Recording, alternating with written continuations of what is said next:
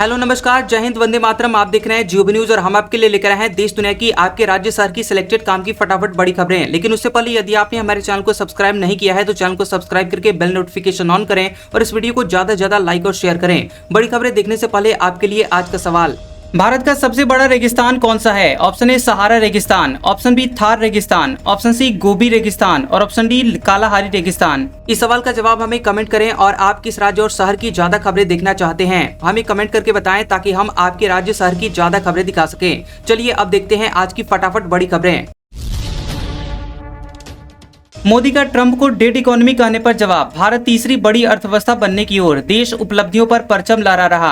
प्रधानमंत्री नरेंद्र मोदी ने अमेरिकी राष्ट्रपति डोनाल्ड ट्रंप को उनका नाम लिए बिना जवाब दिया है। मोदी ने बेंगलुरु में कहा कि भारत दुनिया की तेजी से बढ़ती हुई इकोनॉमी है, हम 10वें नंबर से टॉप 5 में आ गए हैं, जल्द ही टॉप 3 में आएंगे। ये ताकत रिफॉर्म, परफॉर्म और ट्रांसफॉर्म से मिली है। देश की उपलब्धियों का परचम आसमान में लहरा रहा है। दरअसल अमेरिकी राष्ट्रपति ने 31 जुलाई को भारत पर 25% टैरिफ लगाते हुए भारत और रूस को डेड इकोनॉमी बताया था। ट्रंप ने कहा था कि भारत और रूस अपनी अर्थव्यवस्था को साथ ले डूबे, मुझे क्या। इसके अलावा ऑपरेशन सिंदूर को लेकर पीएम मोदी ने कहा कि भारतीय सैनिकों की आतंकवादियों और पाकिस्तान को घुटने में लाने की क्षमता को पूरी दुनिया ने देखा है। इसकी सफलता के पीछे हमारी टेक्नोलॉजी और मेक इन इंडिया की ताकत है। इसमें बेंगलुरु के युवाओं का भी बहुत योगदान है।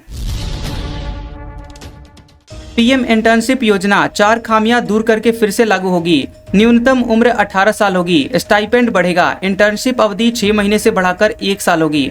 पीएम इंटर्नशिप योजना के पहले 2 राउंड के नतीजे निराशाजनक रहे हैं। इसके बाद केंद्र सरकार ने शीर्ष संस्थाओं से अध्ययन करवाया और इसमें कंपनी की लोकेशन, एज लिमिट जैसी 4 खामियां सामने आई हैं। कॉर्पोरेट मामलों के मंत्रालय ने इन खामियों को दूर करने की योजना को लागू करने का रोड मैप बनाया है। नए प्लान को पीएम कार्यालय को सौंप दिया जाएगा और 2026-27 में 10,000 करोड़ रुपए से अधिक बजट के साथ स्कीम लागू होगी। फिलहाल इसका बजट 380 करोड़ रुपए है। वहीं इंटर्न की न्यूनतम उम्र सीमा 21 वर्ष से घटकर 18 साल होगी। स्टाइपेंड भी बढ़ेगा और इंटर्नशिप अवधि 6 महीने से 1 साल हो सकती है। अब बिहार डिप्टी सीएम के भी 2 वोटर कार्ड सामने आए। तेजस्वी यादव बोले, या तो चुनाव आयोग ने किया फर्जीवाड़ा या विजय सिन्हा फर्जी हैं। नेता प्रतिपक्ष तेजस्वी यादव के बाद अब डिप्टी सीएम विजय सिन्हा के 2 ईपीआईसी नंबर मिले हैं। मतदाता सूची में विजय सिन्हा का लखीसराय और पटना के बांकीपुर विधानसभा के नाम से ईपीआईसी नंबर दर्ज है। बता दें कि ईपीआईसी नंबर को लेकर इलेक्शन कमीशन की वेबसाइट पर रियलिटी चेक किया गया, जिसमें 2 वोटर आईडी कार्ड पाए गए हैं। दोनों में एड्रेस और उम्र अलग अलग है। नाम और पिता का नाम एक ही है, लेकिन एक वोटर आईडी कार्ड में पिता का स्वर्गीय शारदा रमन सिंह लिखा गया है।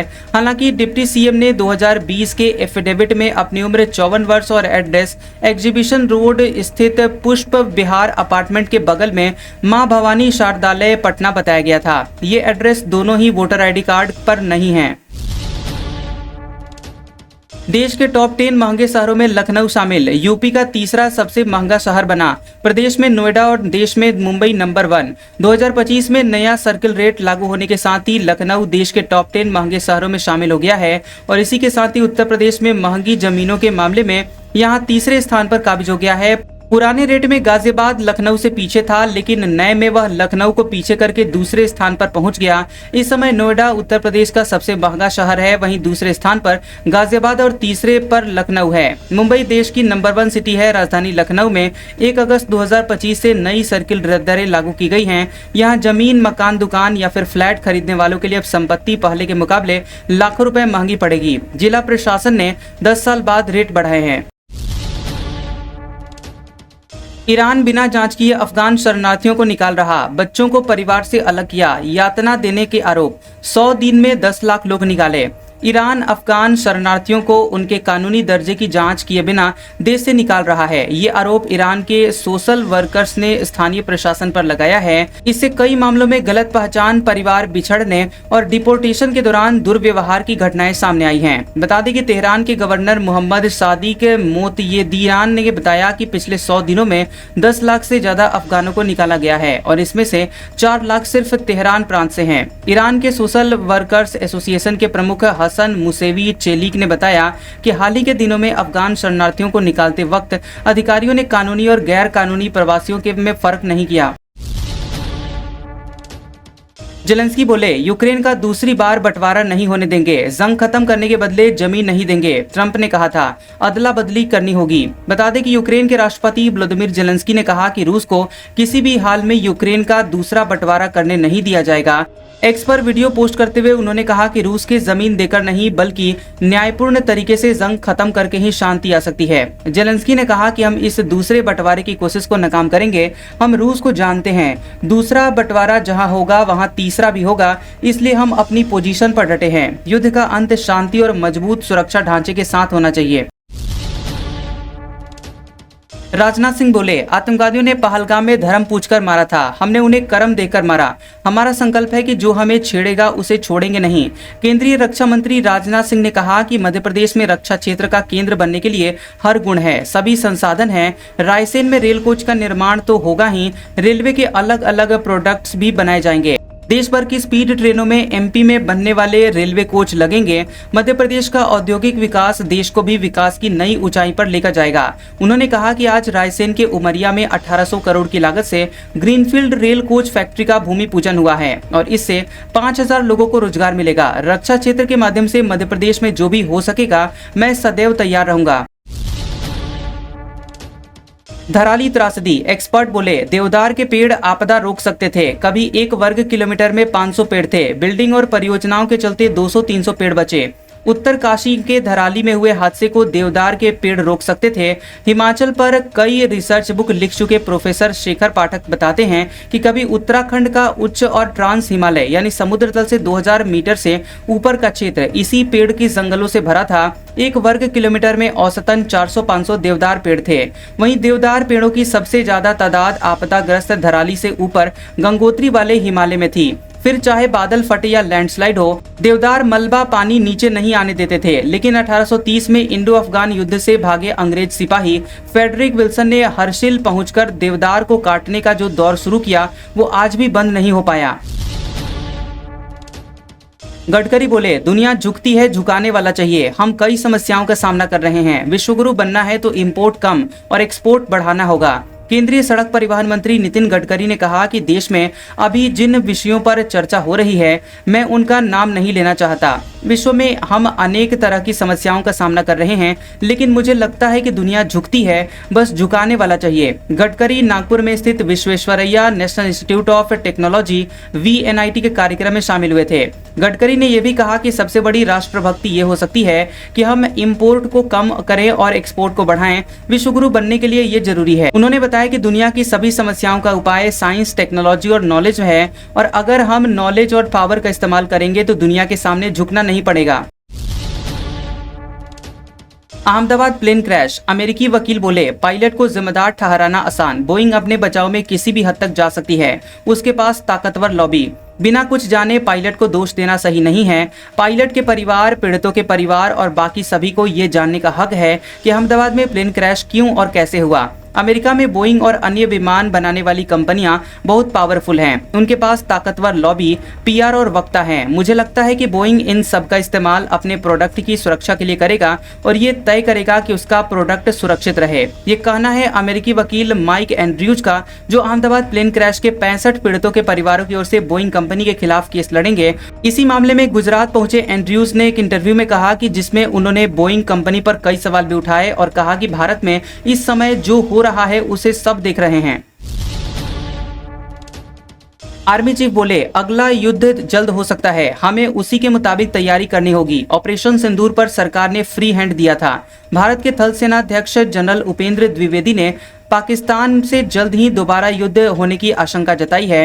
उन्होंने कहा कि अगला युद्ध जल्द ही हो सकता है, हमें उसी के मुताबिक तैयारी करनी होगी और इस बार हमें ये लड़ाई मिलकर लड़नी होगी। इसके अलावा ऑपरेशन सिंदूर को लेकर जनरल द्विवेदी ने कहा कि ऑपरेशन सिंदूर के दौरान सरकार ने हमें फ्री हैंड दिया था। ऑपरेशन में हम चेस खेल रहे थे, हमें नहीं पता था कि दुश्मन की अगली चाल क्या होगी और हम क्या करने वाले हैं। ऐसे ही पाकिस्तान को भी हमारी चाल का पता नहीं था। जनरल द्विवेदी ने कहा कि इसे ग्रे जोन कहा जाता है। इसका मतलब है कि हम पारंपरिक ऑपरेशन नहीं कर रहे हैं। वाराणसी में दुकानों, मकानों और मजार पर चला बुलडोजर। 3 थानों की पुलिस, आरएएफ समेत 500 जवान तैनात। घर गिरता हुआ देखकर महिला बेहोश। वाराणसी में पुलिस लाइन से कचहरी रोड पर अतिक्रमण हटाया गया। 3 थानों की पुलिस और आरएएफ की टीम तैनात रही। दंगा नियंत्रण वाहन को भी बुलाया गया और इस दौरान करीब 500 जवान तैनात रहे। अतिक्रमण अभियान करीब 3.5 घंटे तक चला। आपको बता दें कि अतिक्रमण हटाने की कार्रवाई सुबह 11:30 बजे शुरू हुई। इससे पहले जेसीबी से कचनार शहीद मजार को तोड़ा गया। इसके बाद दुकानों को तोड़ा गया। इस दौरान कई दुकानों के सामान भी थे और दायम खान मस्जिद की आड़ में अतिक्रमण करके 6 से अधिक दुकानें बनाई गई थी, उनको भी जेसीबी से ढहा दिया गया है। बांके बिहारी प्रबंधन के लिए गठित की कमेटी, हाईकोर्ट के रिटायर्ड जज की अध्यक्षता में कमेटी बनी। निर्णय होने तक प्रबंधन संभालेगी। आपको बता दें कि सुप्रीम कोर्ट ने वृंदावन स्थित बांके बिहारी जी मंदिर के दैनिक कार्यों की देखरेख और पर्यवेक्षण के लिए पूर्व इलाहाबाद हाईकोर्ट के न्यायाधीश न्यायमूर्ति अशोक कुमार की अध्यक्षता में एक उच्च स्तरीय शक्ति समिति गठित किया है। ये कमेटी इलाहाबाद हाईकोर्ट द्वारा मामले का निर्णय होने तक मंदिर का प्रबंधन संभालेगी। सुप्रीम कोर्ट ने अध्यादेश की संवैधानिक वैधता को चुनौती देने वाली मामले को इलाहाबाद हाईकोर्ट को सौंप दिया है। सुप्रीम कोर्ट ने अंतरिम अवधि में अध्यादेश के उन प्रावधानों को संचालन पर रोक लगा दिया है जो कि राज्य को मंदिर प्रबंधन के लिए एक ट्रस्ट गठित करने की शक्ति प्रदान करते हैं। यह अंतरिम आदेश इस तथ्य को ध्यान में रखते हुए पारित किया गया है कि इस्लामाबाद हाईकोर्ट के मामले का निर्णय करने में कुछ समय लग सकता है। यूपी के 27 जिलों में फाइलेरिया उन्मूलन अभियान का आगाज 28 अगस्त तक डोर टू डोर चलेगा। 2027 तक फाइलेरिया फ्री प्रदेश बनाने का लक्ष्य। उत्तर प्रदेश में 27 जिलों के 195 ब्लॉक में लिम्फेटिक फाइलेरियासिस अभियान का आगाज हुआ है। इन जिलों में जनप्रतिनिधियों ने दवा खाकर अभियान की शुरुआत की और मकसद साल 2027 तक यूपी को फाइलेरिया फ्री बनाने के लिए युद्ध स्तर पर काम कर रही है। शिक्षा विभाग विभिन्न स्कूल आधारित गतिविधियों के माध्यम से जागरूकता बढ़ाकर इस अभियान में सक्रिय रूप से योगदान दे रहा है। शिक्षक छात्रों को फाइलेरिया की रोकथाम के बारे में शिक्षित करने में महत्वपूर्ण भूमिका निभाएंगे। इस शिक्षा को दैनिक दिनचर्या में शामिल किया जाएगा, जहां पर शिक्षक प्रार्थना सभाओं के दौरान फाइलेरिया की रोकथाम के महत्व को समझाएंगे। इस दृष्टिकोण का उद्देश्य MDA अभियान में अभिभावकों की भागीदारी और यहां समर्थन को प्रोत्साहित करना है। पटना होगा प्लास्टिक मुक्त, लगेगा रिवर्स वेंडिंग मशीन। कदम कुआं स्थित वेंडिंग जोन से होगी शुरुआत। शहर के 5 जगह पर होगा इंस्टॉल। बता दें कि पटना में सावन महीने में झमाझम बारिश हुई है, जिसके कारण जल जमाव देखने को मिले थे। कई इलाकों में मैनहोल की सफाई के दौरान प्लास्टिक की बोतलें और पॉलीथीन के साथ नारियल, बर्तन, कंबल, तकिया और शीशे की बोतलें मिली हैं। इसी कड़ी में पटना नगर निगम शहर को प्लास्टिक के कचरे से मुक्त करने के लिए रिवर्स वेंडिंग मशीन यानी RVM लगाएगा, जिसकी शुरुआत पटना के सब्जी मार्केट वाले इलाके से होगी। सिम खरीदी और विराट डिविलियर्स के कॉल आने लगे। 15 दिन बाद खुला राज, क्रिकेटर रजत पाटीदार का नंबर अलॉट हो गया था। रजत, मैं विराट कोहली बोल रहा हूं। This is AB de Villiers. मैं यश दयाल बोल रहा हूं। सोचिए अगर आपके मोबाइल फोन पर क्रिकेट दिग्गजों के फोन आने लग जाएं तो छत्तीसगढ़ के माडा गांव के मनीष के साथ बीते 2 हफ्तों से ऐसा हो रहा है। दरअसल मनीष ने कुछ दिन पहले एक सिम खरीदी थी, जिसमें उन्हें क्रिकेटर और RCB के कैप्टन रजत पाटीदार का इस्तेमाल किया जा रहा नंबर अलॉट हो गया। किसी कारणवश रजत का वो सिम बंद हो गया था। बता दें कि देवभोग जिले के किसान गजेंद्र के पुत्र मनीष ने 28 जून को स्थानीय मोबाइल सेंटर से सिम अलॉट करवाई। उन्हें सामान्य प्रक्रिया के तहत जियो का नंबर जारी किया गया। हफ्ते भर बाद मनीष ने अपने दोस्त खेमराज के साथ की मदद से इसी नंबर पर व्हाट्सएप इंस्टॉल कर लिया। इंस्टॉल करते ही क्रिकेटर रजत पाटीदार की DP नजर आने लगी। दोनों इसे सॉफ्टवेयर की गड़बड़ी समझ बैठे और 2 दिनों बाद उनके पास अनजान नंबर से कॉल आने शुरू हो गए। कॉल करने वालों ने खुद को विराट कोहली, यश दयाल और साउथ अफ्रीकी क्रिकेटर AB डिविलियर्स बताया। मनीष और खेमराज दोनों कोहली के फैन हैं, वहीं क्रिकेट देखने में भी रुचि रखते हैं। शुरुआत में तो उन्हें लगा कि कॉल के जरिए कोई प्रैंक कर रहा है, लेकिन जैसे जैसे कॉल बढ़ते गए मामला और दिलचस्प होता गया। युवकों ने इस कॉल को भी वैसे ही मजाक में लिया जैसे पहले वाले कॉल्स को लेते रहे। रजत ने युवकों से सिम लौटाने की गुजारिश की। उन्होंने कहा कि मैं क्रिकेटर रजत पाटीदार बोल रहा हूं, पर मनीष ने इसे भी मजाक में लिया और जवाब दिया कि मैं धोनी बोल रहा हूं। आखिरकार रजत ने कहा कि मैंने पुलिस में शिकायत दर्ज करा दी है। इसके 10 मिनट बाद पुलिस भी आ धमकी। जयपुर की लैब में पैदा होगी अच्छी नस्ल की गाय, नर पशुओं की संख्या कंट्रोल की जाएगी। अमेरिका से लाई गई 2 मशीनें। बता दें कि राजस्थान में पहला से सॉर्टेड सीमन बैंक सोमवार से जयपुर जिले के बस्सी में शुरू होगा। इसकी मदद से बेहतर नस्ल के मादा बछड़े मिलने की संभावना बढ़ेगी, जिससे कि दूध उत्पादन और आय में वृद्धि होगी। इसके साथ ही नर पशुओं की संख्या नियंत्रित की जा सकेगी और यह सुविधा नेशनल डेयरी डेवलपमेंट बोर्ड और राजस्थान कोऑपरेटिव डेयरी फेडरेशन के सहयोग से शुरू की जा रही है। आज का सुविचार, अगर आप इंसान हैं तो अपने अंदर सदैव इंसानियत का गुण रखें, क्योंकि यही एकमात्र ऐसा गुण है जो हमें पशुओं से अलग बनाता है। कैसा लगा ये वीडियो हमें कमेंट सेक्शन में जरूर बताएं। वीडियो पसंद आया हो तो वीडियो को लाइक और शेयर करें और ऐसी इंटरेस्टिंग वीडियोस देखने के लिए हमारे चैनल GOB न्यूज को सब्सक्राइब करें और बेल आइकॉन को दबाएं। और हमारे ओल्ड और लेटेस्ट वीडियोस देखने के लिए हमारे प्लेलिस्ट और कम्युनिटी टैब को जरूर चेक करें। तो मिलते हैं अगले वीडियो में, तब तक के लिए आपका शुक्रिया।